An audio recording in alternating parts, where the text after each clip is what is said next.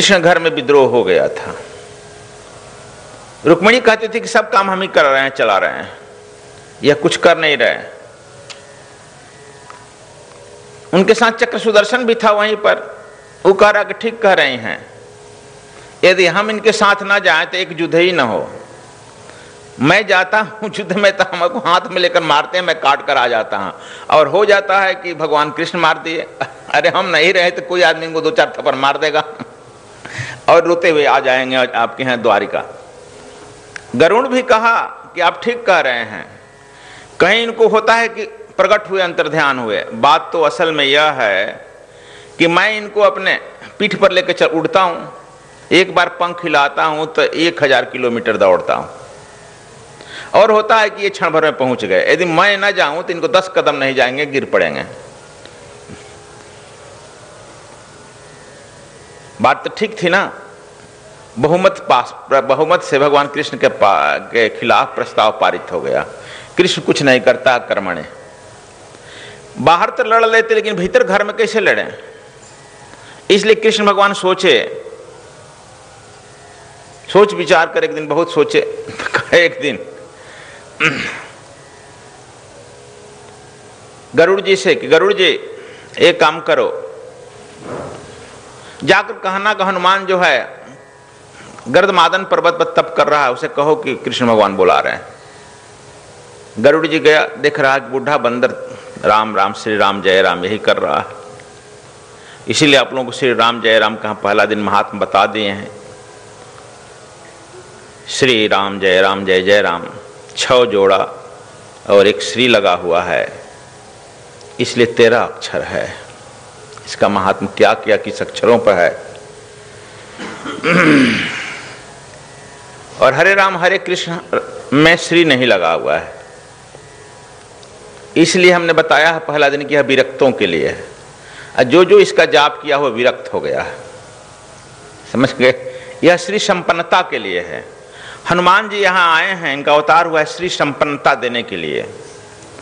चाहे वह विभीषण को राज्य दें, चाहे सुग्रीव को दें, चाहे मकर ध्वज को दें, भगवान राम को राजगद्दी दिलवाने, इधर राजगद्दी दिलवाने के लिए आए हैं, इसलिए श्री लगा हुआ है।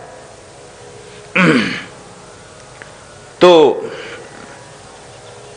यहां पर भी भगवान जी कहे गरुड़ जी को जरा देखो भाई, उनको बुला लाओ। गरुड़ जी गए तो देख रहे हैं को श्री राम जय जय में ही जाप कर रहे हैं। बद्रीनाथ जाएगा तो बद्रीनाथ के पहले ही पड़ता है गरुड़ थी हनुमान चट्टी। हनुमान जी केदारनाथ भी जाएगा तो उसके पहले पड़ेगा हनुमान चट्टी। हनुमान जी पहले ही बैठे रहते हैं, राम दुआरे तुम रखवारे। दोनों के द्वार के पहले बैठे हैं ना। आप लोग गए होंगे बद्री केदार तो देखे होंगे। 4 किलोमीटर पहले चट्टी माने हनुमान जी बैठे हैं, वहीं पर बैठ गए रखवाली में। जब गरुड़ जी पहुंचे तो कहें कि अरे बंदर चलो भगवान कृष्ण बुला रहे हैं। कहा कौन भगवान कृष्ण? यह भी नहीं जानता। कहा कि नहीं, मुझे किसी भगवान कृष्ण मतलब नहीं है, जाओ कह देना कि हम किसी भगवान कृष्ण को नहीं जानते हैं। गरुड़ जी आ गए, कहे कि भगवान बड़ा उद्दंड आदमी होता है, कैसे उस बंदर से आप जो है सुनने के रामावतार में युद्ध किए थे, हमको तो इच्छा हुई कि एक तमाचा लगा तो वो जाकर नदी में गिरता। वह बोल दिया कि नहीं जानते हैं। आपकी यदि आदेश होता तो उसका पूंछ घिसते हुए आपके सामने लेकर पटक देते वह उदंड बांदर को। भगवान कृष्ण कहेगा अच्छा ठीक है तुम जाओ, कहो इस बार भगवान राम बुला रहे हैं। फिर गए, कहे भाई भगवान अय हनुमान बंदर भगवान राम बुला रहे हैं। कहाँ भगवान राम आ गए? द्वारिका में। चलो हम आ रहे हैं। कह रहे बंदर तुम तो इतना बूढ़े हो कि तुमको उठ नहीं जा रहा है। कह रहे हम चले, आ जाएगा, चलो मेरी पीठ पर बैठ, लेके चलो। कहा कि देखो हम बूढ़े हैं, बैठ सकते नहीं हैं, किसी तरह से तुम बैठो जाओ नीचे, तब हम अपना पैर रखें ना तुम पर। पैर तो देख रहा उठ नहीं रहा है। गरुड़ जी कहा ठीक कह रहे हो, बैठ गए। हनुमान जी धीरे धीरे किसी तरह से बाएं हाथ असुरन को मारे ना, इसलिए बायां ही पैर रखे। बायां पैर रख कर धीरे से दबा दिए होंगे। गरुड़ चिल्लाने लगा, बाप बाप करने लगा, मुंह से खून फेंकने लगा। जब खून फेंकने लगा तो कहा क्या हो गया जी, अभी तो हम पूरा पैर भी नहीं रखे पागल, इतना ही पर हमको लेके चलता। बाएं पैर से मार दिए धक्का। आप लोग देखा होगा गरुड़ चट्टी बद्रीनाथ के पहले, तो वहां पर धक्का मार दिए, नीचे गंगा है ना अलकनंदा, उसमें गिर गए, जाकर पानी में होंगे। इसके बाद वहां से अपना उनका फर्स्ट एड के लिए चले गए एम्स हॉस्पिटल में। हनुमान जी वहीं से जय श्री राम कहे और छलांग लगाए द्वारिका में आ गए। द्वारिका में जब आए तो देख रहे हैं कि दरवाजे पर चक्र सुदर्शन जी पहरा दे रहे हैं। कहे कि जरा हमको प्रभु राम से मिलने दो। कहा बैठो, कहाँ से आए? कहा कि हम पलान, अरे यार हम आए हैं पर्वत हिमालय से। कहा कि अपना विजिटिंग कार्ड दो, आई कार्ड, विजिटिंग कार्ड है, अपना परिचय दो। कहा कि हमारे पास तो कोई कार्ड नहीं है, लेकिन बता दो कि राम के भक्त हनुमान आए हैं और भक्त भगवान के बीच में नहीं पड़ना चाहिए, बेचारा बड़ा महंगा पड़ जाता है। कहा कि तुम ही महंगा सौदा ज्यादा, जानता नहीं है मेरा परिचय, देख मेरा विजिटिंग कार्ड देख। अपना विजिटिंग कार्ड एक पन्ना में बनाया था, दिया, चक्र सुदर्शन है और हम किसी को मार कर वापस आ जाते हैं। भगवान राम भगवान का ही मैं युद्ध मैं ही लड़ता हूं, तुम क्या जानता हो? कृष्ण लड़ते हैं खूब अपना हाका नेता की तरह। भगवान का कहा कि तो बड़ा सेवक उदंड है, वह एक सेवक गया ऐसा ही, ये भी एक उदंड ऐसा ही है। कहा कि हमको जाने देगा कि नहीं तुम? कहा कि नहीं जाने देंगे। क्या कर लेगा? हनुमान जी धीरे से हाथ बढ़ाए और पकड़ लिए। कहा कि बस हमारा हाथ तो तू काट नहीं पाया। कहा कि चलो तो भगवान के दरवाजे पर खड़ा है, इसलिए तुम्हारा तो हम कुछ करेंगे नहीं, लेकिन तब तक से मुंह में डाल लेते हैं, जैसे खैनी उन्हें डाल लेता है ना उठ के हैं, वो खैनी की तरह चक्र सुदर्शन को डालकर दबा कर अंदर चले गए। कहा किसी में रह। तब तक अंदर जब गए भगवान को प्रणाम किए। उनके बगल में रुक्मिणी जी खूब रूप बनाकर बैठी थी, ब्यूटी पार्लर में गई थी, अपना पढ़ा करा कर बैठी थी। भगवान कृष्ण को प्रणाम करके कहते हैं हनुमान जी, भगवान माता जानकी कहां है? इस किस डाइन को बगल में बैठा लिए हैं? इतना लिपस्टिक पाउडर लगा लिया है कि डाइन नहीं लगती है। कहा गया रुक्मिणी बड़ी बिगड़ी, अरे तुम्हारी जानकी से भी खराब हैं। तो कहा कि देखो जानकी जी तो मां थी ना, मां का हृदय वात्सल्य होता है, उनमें आप कहां मिलेगी? और वो रहती तो तुरंत हमको पूछती कि अरे हनुमान दूर से आ रहा है, कुछ पानी वानी पिएगा, जल पान वगैरह करेगा। आप तो बिल्कुल ताक रही है इस तरह से, मालूम है कि टोना डाइन मंत्र पढ़कर फूक देगी, हम मर ही जाएंगे। पूरा खिंचाई किए। भगवान कृष्ण चुप मुस्कुरा रहे थे। अच्छा तीनों आदमी का ऑपरेशन हो गया, एक आदमी से ना, तीनों का ऑपरेशन। पूछे कि अरे तुमको गेट पर कोई रोका नहीं? कहा कि प्रभु एक मक्खी तो बैठा था, भन भन भन भन कर रहा था, हम पंखा से हाँक रहे थे, मान नहीं रहा था। तब कहा कि उसको दबा लिए हैं यहीं पर। कहा अरे यार चक्र सुदर्शन ना है, उसको छोड़, हमारा रखवाला है। तो थूक दिए, जाकर वहां दूर पर गिरा, उसका भी हाथ पैर टूटा, बंडेज उंडेज उसका भी बनाया। तब तक से उधर से बंडेज उंडेज बनवा कर गरुड़ जी भी आ गए। गरुड़ जी पूछे चक्र सुदर्शन तुम्हारी बंडेज कैसे बना गया, घायल हो गया है? कहा कि मत पूछो यार, तुम्हारा कैसे बंडेज बना गया? तुम गया था लाने के लिए। कहा कि अरे ये तो बड़ा बदमाश है वो बंदर, तो हाँ हमको देखो लात मार दिया, पंख टूट गया। तुम? कहा कि वही बदमाशवा अंदर गया है।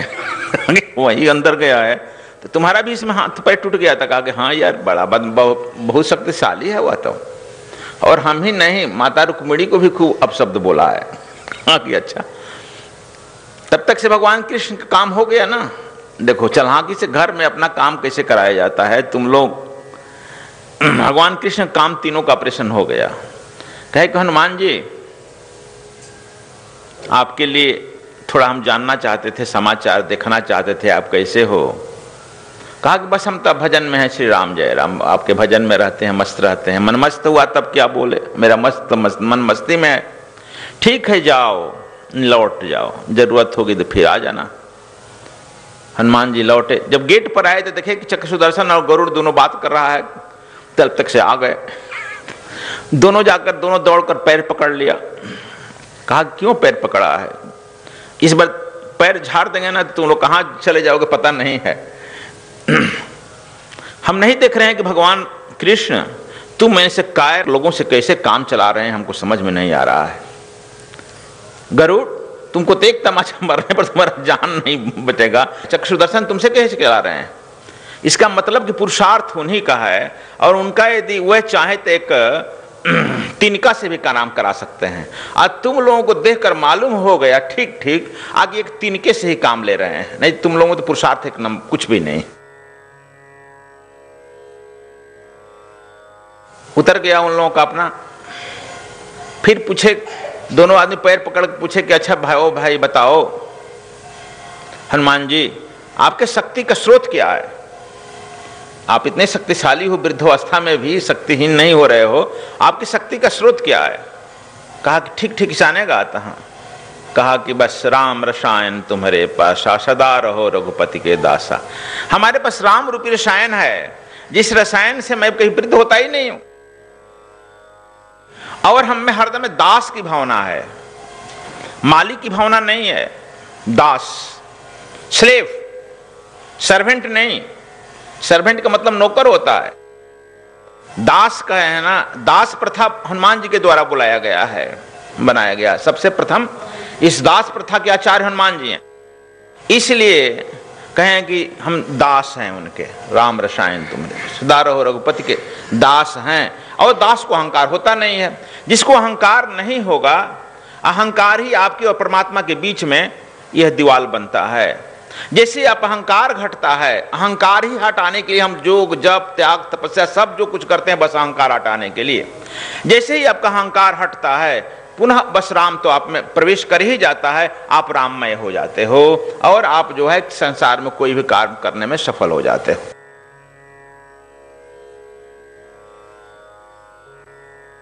लाए सजीवन लखन जी आए, श्री रघुपति हर सुर लाए।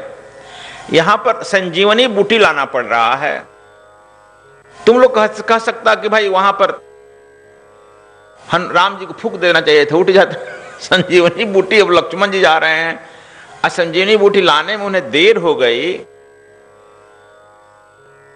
अर्धरात्रि हुआ, अर्धरात्रि गए कपि नहीं आए, राम उठाए अनुजिए लाए।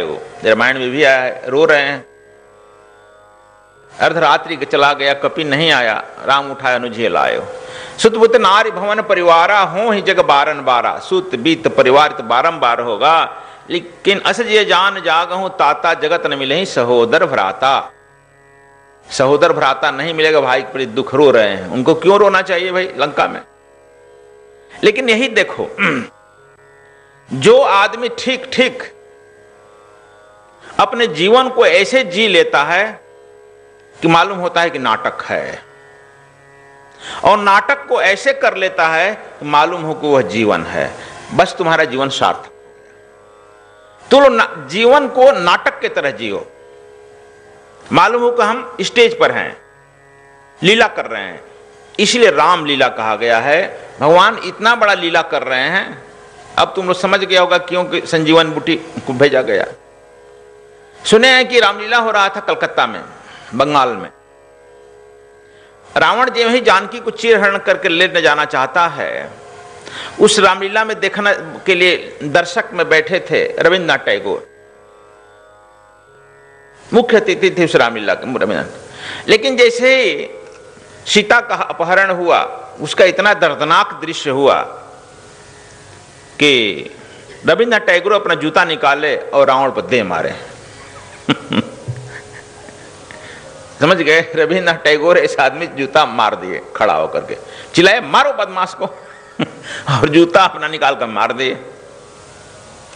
पर्दा गिरा, रावण जूता लेकर अंदर चला गया।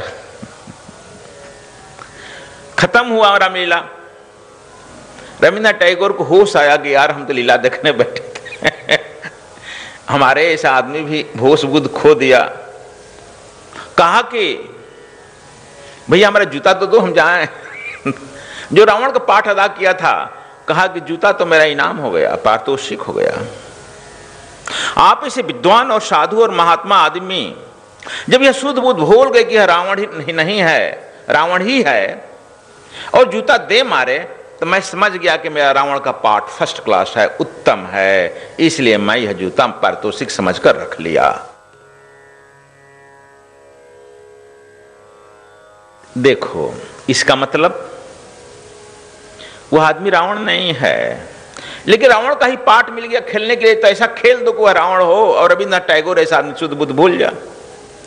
तुम लोग अपने जीवन में जो पाठ मिला है उसको नहीं खेलते हो ठीक ठीक से।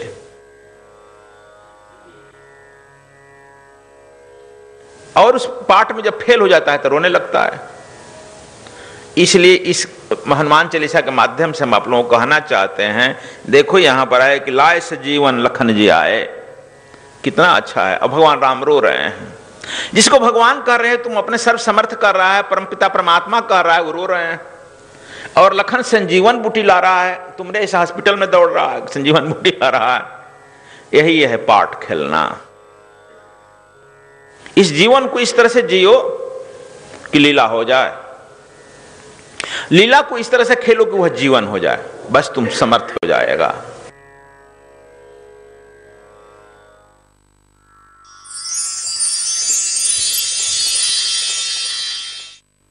मैं महात्मा शांतेश्वर मुनि 2006 में गुरुदेव के सानिध्य में आने का शुभ अवसर प्राप्त हुआ। गुरुदेव के सानिध्य में आने से पहले मैं बहुत दुखी, परेशान, विक्षिप्त, मन में कई प्रकार के बुरे बुरे विचार उठा करते थे।